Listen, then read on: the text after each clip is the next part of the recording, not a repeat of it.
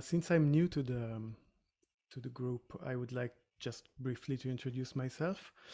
I've stumbled upon OpenMusic because of my current field of study.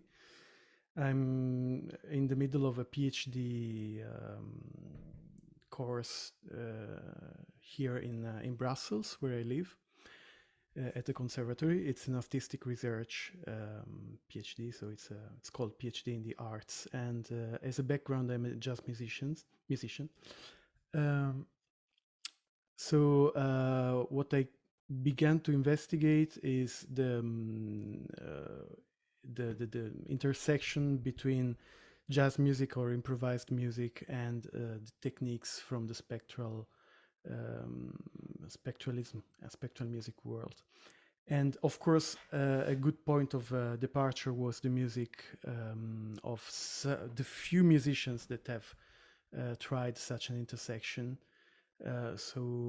First, the American Steve Lehman, who's also worked at IRCAM, I think, and second, the music of the German saxophonist Frank Gradkowski.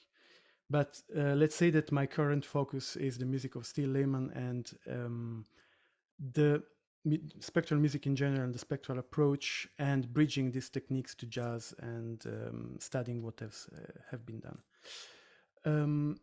So I started to use OpenMusic for very practical, let's say, analytical purposes. I'm still pretty much a beginner, but I like the software. I like the possibilities of using it for automating some of the steps that I sometimes want to take in, especially in musical analysis. And why not composition actually, because now I'm starting to use it for that as well. The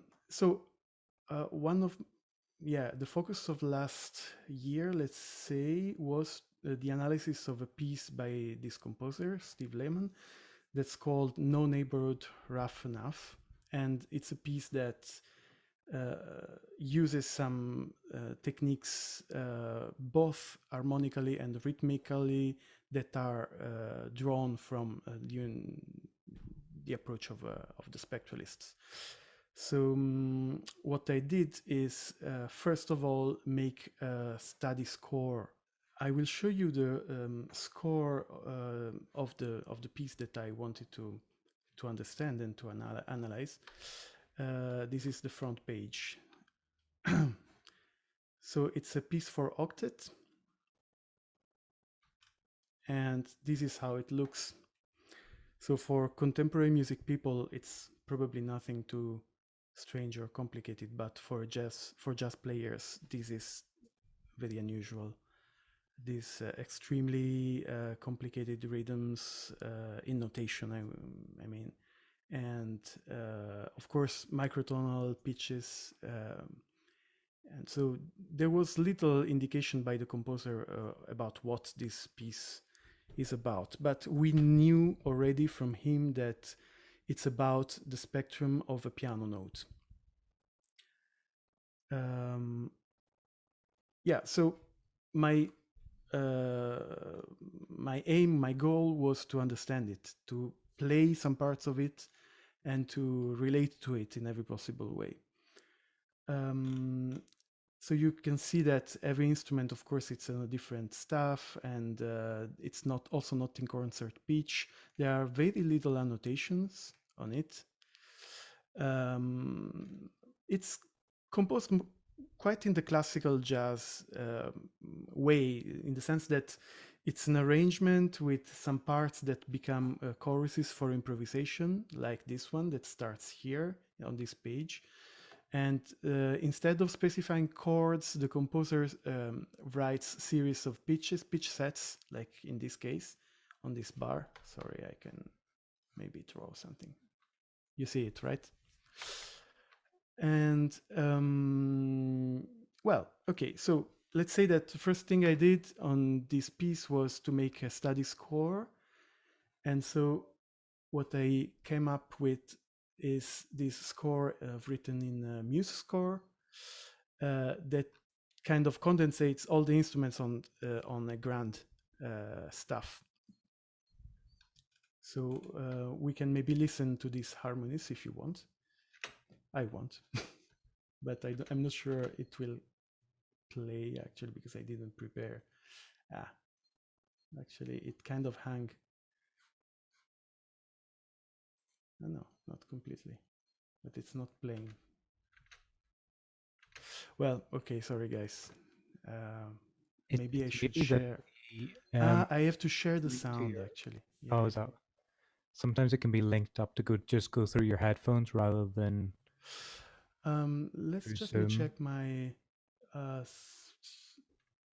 No, actually, it should be the mix of the computer, but for some reason it's not coming out.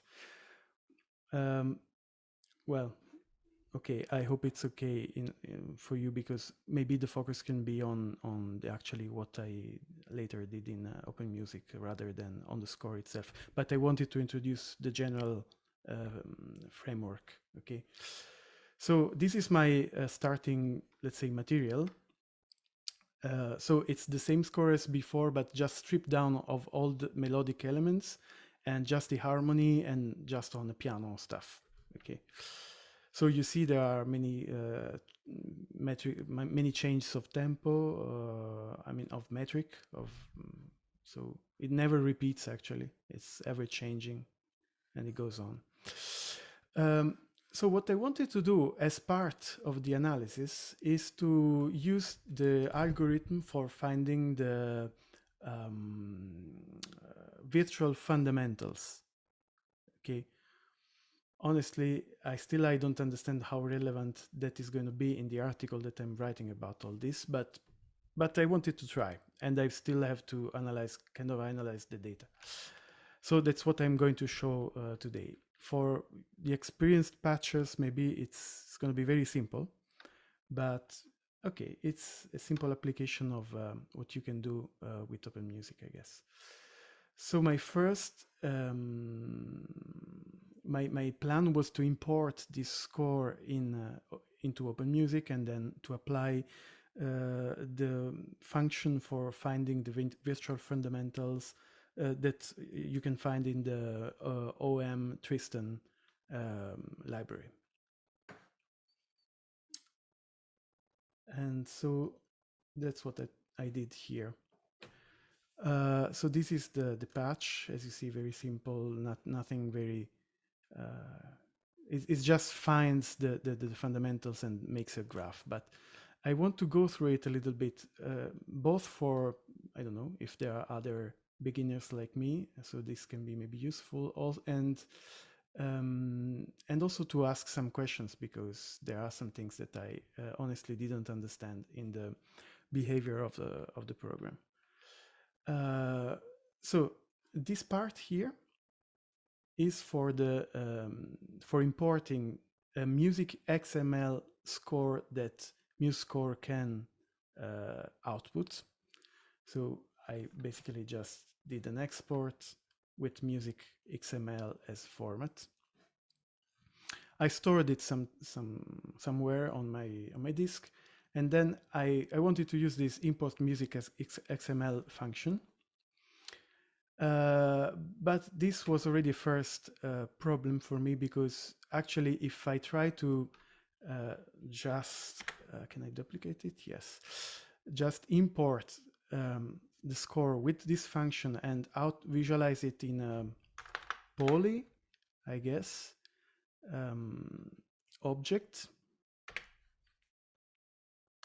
So I evaluate the poly object. I pick my music XML file that I have to find somewhere. Here. Yeah, it's here.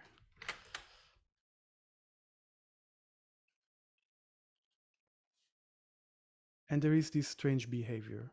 So instead of synchronizing the G clef with the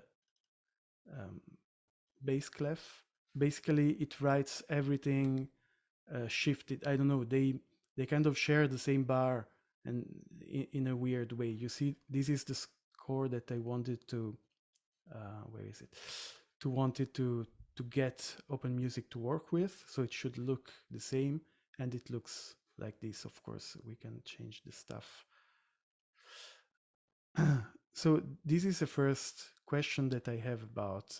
Of course, I came with a workaround. I just divided the score in two parts, the treble clef and the bass clef, and I did it separately, and then I merged them.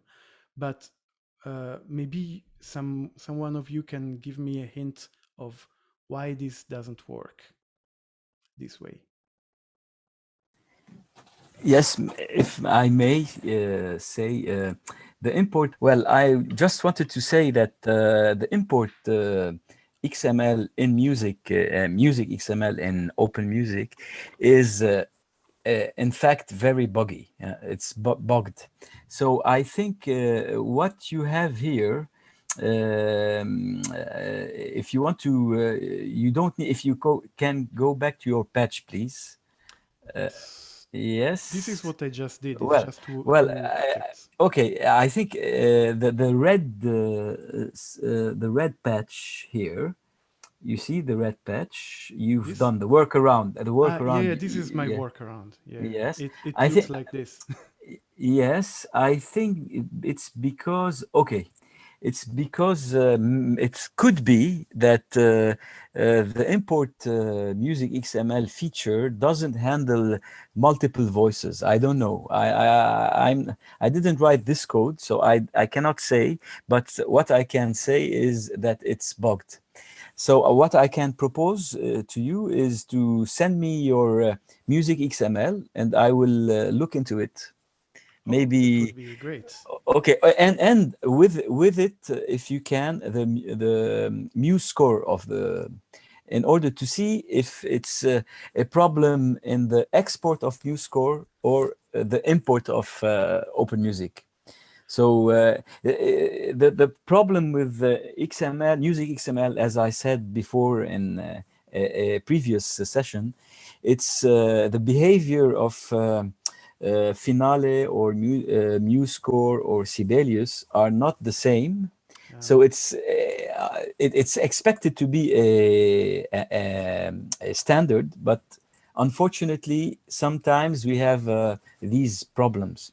So I can look, if you send me both files, I can check on them. I But will, and it's I very don't nice. Yeah, thank you. but I don't promise I Oh can no, no, find it's not a even that important because in the end, I used the workaround of dividing the two voices. So okay. yeah, Please so continue. but actually, That's but it can be okay. yeah, but can be instructive to know why this happens for the Yes, of future. Yeah. course. Okay, So thank you. I will Okay. delete. No, thank you. I will delete this part of the patch, and yeah, just show my workaround. That is also quite simple. I have two inputs, so the G stuff and the F stuff, and they go in a poly object. I just take the first element. Of course, I think this is the first voice, and this is just for visualization sake. And I merge them with this object, with this function merger. And this is my, what kind of object is this? A voice, okay, single voice object. And then I wanted only the harmonies, so I just get the chords with the function get chords. This is duplicate for some weird reason. I don't know why. It should be just one. No, is it? Sorry. Which one should I pick here? The first, right? Yeah, because I want, yeah, the first outlet. And I output it. So this is how it looks. So this is the output from this importing process. But actually, here there is another question. I cannot set the tempo. Here it's a bit small, but I don't know. Yeah, the tempo is 60 BPM, but the tempo of my score should be 80. So I try to put the tempo here, but it doesn't really I can work. answer this. It's because you're going to the first inlet, so it's taking, so it's literally making a copy of itself. So one of the ways you can do that is by making another voice object, Uh-huh. and using the second inlet, third inlet. Oh, Karim, yes, jump in. Yeah, sorry, Alan. Sorry to interfere, but as I have seen, you are using the 6.16 version of Yeah, OpenMusic. because on Windows I couldn't get the last version to play microtonal notes. Yes, pitches. well, I'll come to that because now in the latest one, the 6.19, you can I've put everything back together. So microtonal and well, in these new versions since 18 and 19, you can set the tempo directly in the editor. Because That's once great. once Alan told you also a workaround, it's to take all the slot, the written slot, the chord slot, and put a tempo inside with the box, okay? But you can edit it directly in the voice itself. I And understand. So yeah. I will show you later, okay? Okay. I Okay. see. That's very useful. Thank you. Okay, sorry. So the Okay. workaround should be to make a new object with a tempo of 80 and then fill it, but not with a copy. Yeah, just do Right. the rhythm and the chord. Just those two. So And I fix it. should just take the second outlet here. This is the rhythm 3, and these are the chords, right? Something like this? No, it doesn't really. Yeah, and then evaluate that. I'm trying, but it's not working. Why? Bring up your listener. It should work. It should work. I cannot construct a poly with. No, sorry. Yeah. You should take a I think it's a voice. It's a poly you have. Yeah. No, it's which a kind of- voice. This is a voice, and It's this a is voice and a too, voice. Okay, and it should work. but it doesn't. Oh. Press Huh. D on the. Okay. Just maybe lock the first voice. Just lock it by typing B. Okay. Yeah. Now, go ahead. Yeah. Okay. Okay. Yeah, That's great. but it changed. I think something changed. Okay. Okay. This Okay. is Could it- very could it nice. be- So Yeah, this means because that- let me tell you why it didn't work. Because you are inside a patch, and it was not locked, and it was evaluating everything from top, Yes. from the green arrows Yeah. inputs. That's why. If you lock the first voice, it will work. Okay. Okay, but this means that I cannot evaluate all the patch here. I have to kind of do this two-step thing. Yeah, it's because. Yeah, that's Yeah, correct. but it's a the good way- the order of workaround evaluation. actually. So I think that I will use this object and pass it to get chords, and this way this way the tempo is updated. Sorry, Piergiorgio. You can evaluate if you patch it like that, and you you close it, and you set the tempo as you did. You close the patch without. You can unlock the first voice. Unlock the first voice. Close the patch, the red one. Now you can evaluate, and it will work. Okay, that's on great. one evaluation.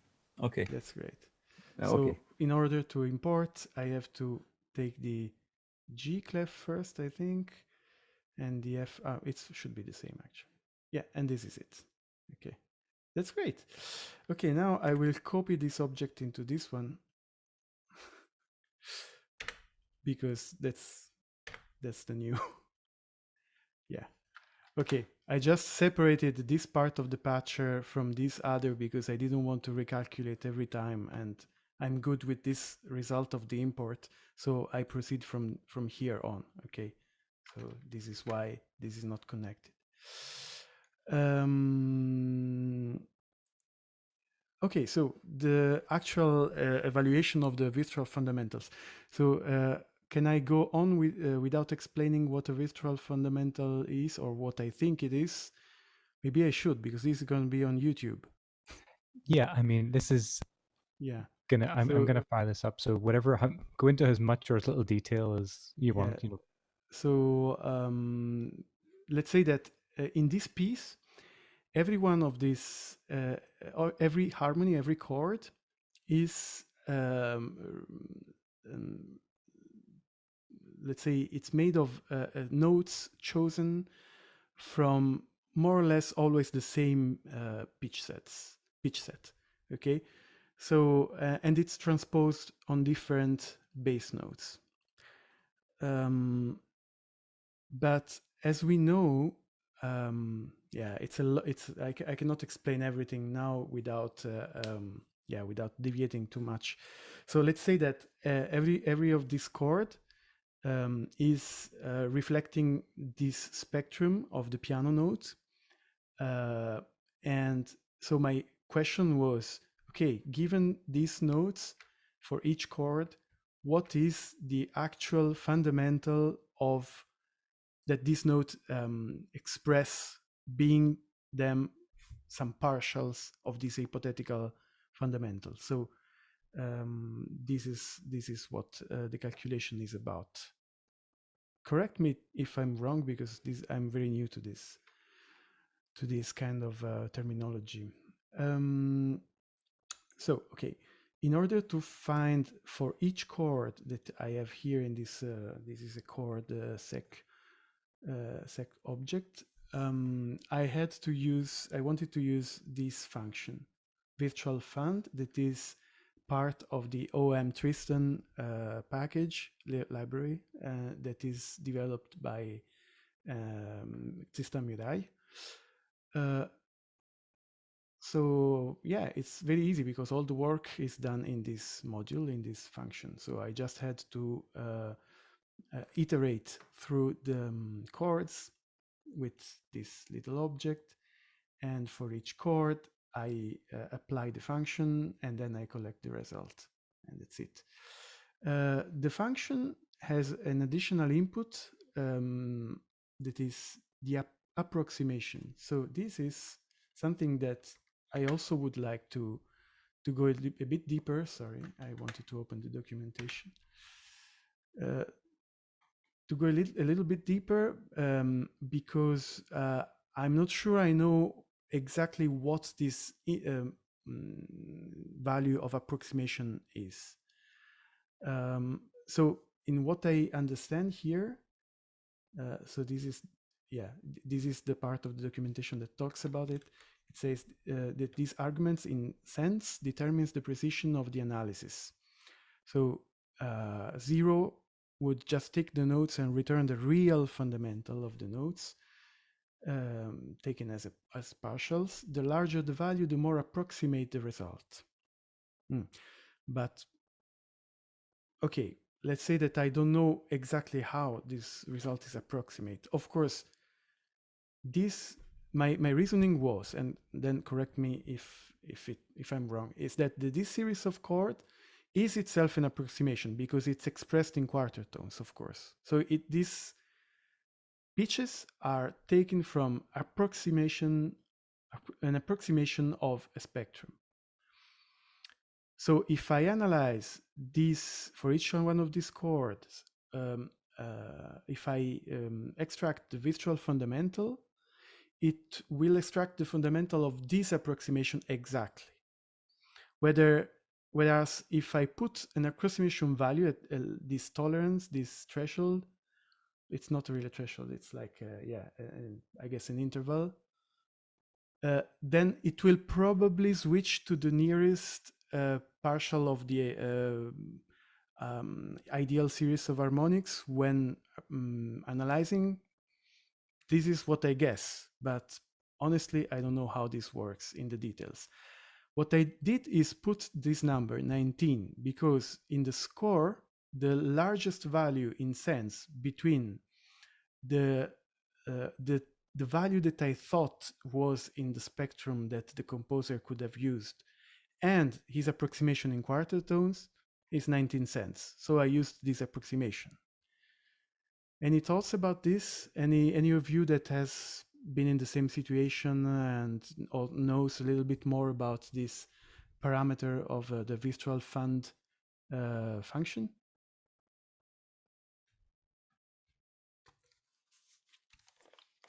haven't got too much with that particular function, but I know that it's Rosalie Hares who kind of built the library, I think, in OpenMusic. Have you? Don't know if you can see him.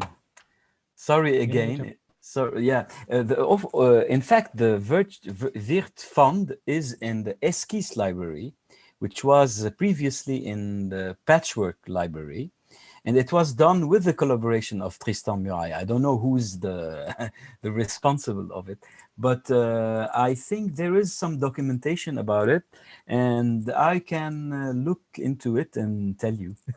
Well. Okay, please continue. And I'm searching here for some info. In Esquisse library, maybe there is some more explanation on it. It's Okay. the same function. Huh? Okay, Okay. so please.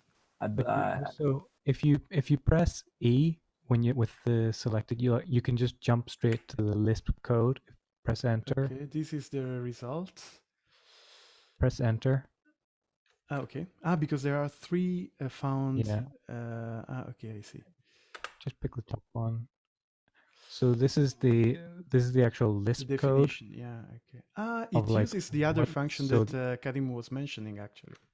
yeah, Right. there you go. So Yeah. Okay. this is a nice, easy way to kind of look under the hood and see Yeah. Okay. what's So I see happening. that this is kind of a wrapper around this. Okay. Well. Okay.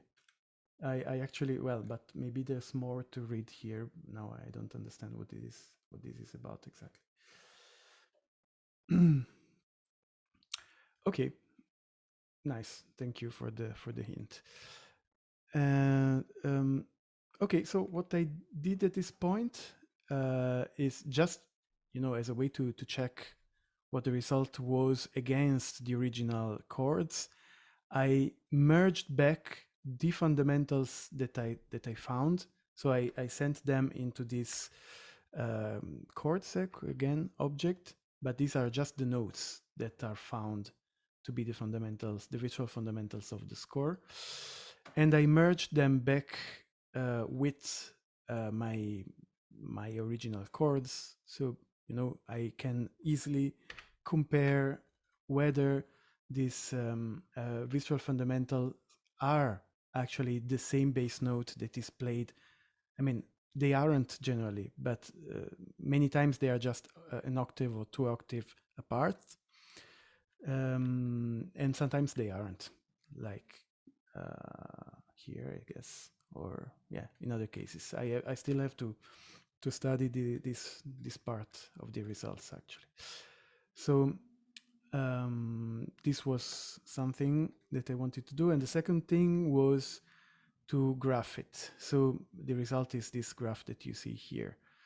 So how did I do this? I had to supply.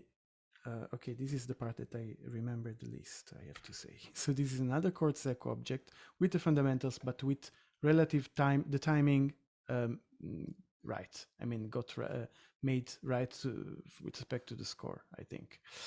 So in order to do this, I had to feed the timing, the onsets, I guess. I'm not sure what this is now, but yeah. So yeah, I had a list of onsets coming from here, I guess. Yeah, but this list was there was a list for each object, for each for each chord. So I had to simplify it to make it simpler, to eliminate the nesting and the duplicates. So this is a little loop that does that. It just takes the first of each list, because I know that the chords are homorhythmic, so they come at the same rhythm every time. And then yeah, I guess with this differential operation, I calculated the difference of between the onsets. Yeah, sorry guys, I don't remember exactly what these inlets are for, but yeah, this is how you do it. And then what I did is to make the graph. To make the graph, well, I cannot actually, since I did this a few months ago, I cannot explain exactly how this works because I only used this type of graph once and then I forgot. But I remember that I had to make two little helper functions in order to fill the graph with the timing, the exact timing, to make the input, prepare the input for the graph. I don't know if this is the way you do it usually, to include some Lisp code in the patch. What I did it is to go in this folder of the workspace user and to create a Lisp file, and then I put some user function here that then I used here in the patch.